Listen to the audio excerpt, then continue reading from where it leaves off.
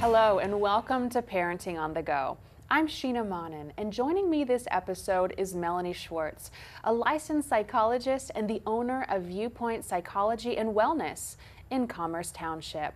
Melanie, thank you so much for joining me again. We really appreciate you having back on the show to talk about something that's really important, but I think is lacking in today's society.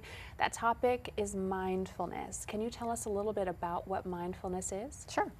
Well, when I was here last time, we talked about overscheduling in families. And in that conversation, we discussed mindfulness and balance. So mindfulness basically means being able to identify and be aware of how you're feeling physically and emotionally in the present state. It's difficult to do. However, it's very important, the idea of being in the present state, not focused on what you have to do next, yesterday, tomorrow, being focused on the here and now. I'm wondering though, can mindfulness really bring me and my family some balance into our lives when things feel a little bit out of control or out of whack? Absolutely. The reason being, the only time we have control is in the present. When we're focused on the past, we're focused on the future, we're creating an imbalance in our lives, okay? And that imbalance can often create moodiness, anxiety, and depression. So for some examples of that would be if we focus on the past, we're not focused on the positive, we're focused on the negative, which is often our failures. We have a choice. We can always be a victim or a survivor of our past. If we're a survivor of our past, that can bring us into the present state and be mindful. On the opposite side of that, if we're focused too much on the future, as I talked about in overscheduling families, what happens is we're so busy and our brains are so cluttered with things we have to get done that it creates a lot of anxiety for us. We're seeing a lot more stress in anxiety in children. It's because of how we're modeling that for our kids. We have to go, go, go, go, go, and we're not being able to teach our kids how to just be present, relax, and be a kid.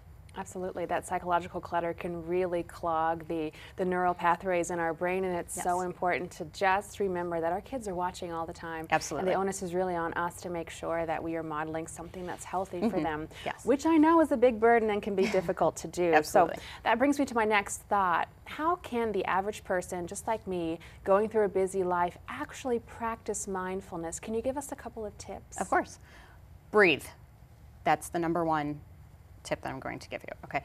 Just start incorporating that into your daily routine. Wake up, take a few deep breaths. Start doing it morning, noon, and night, 7 days a week. It's really important. It helps bring you into the present state, and it just kind of relaxes you. When you breathe, you're bringing oxygen into your body, which decreases whatever emotions you're experiencing at that time, and it helps you be more present. Another option would be to use your senses or change environments. If you just have a busy day or you're stressed, just go to a different room, go outside, use your senses, look around, take a couple deep breaths, listen for what's going on outside. Doing that brings you into the present state and you can be more mindful. And lastly, express yourself in a healthy way. So one way to do that would be either through journaling, using your creative side, maybe painting or drawing or photography, and lastly, talk to somebody. Either talk to a friend, a family member, or a therapist even. For sure, and I know I can personally relate to taking a couple deep breaths to switch gears from the emotional brain to the thinking brain so we can make rational choices. Yes, absolutely. In closing, is there any additional advice that you would like to offer us?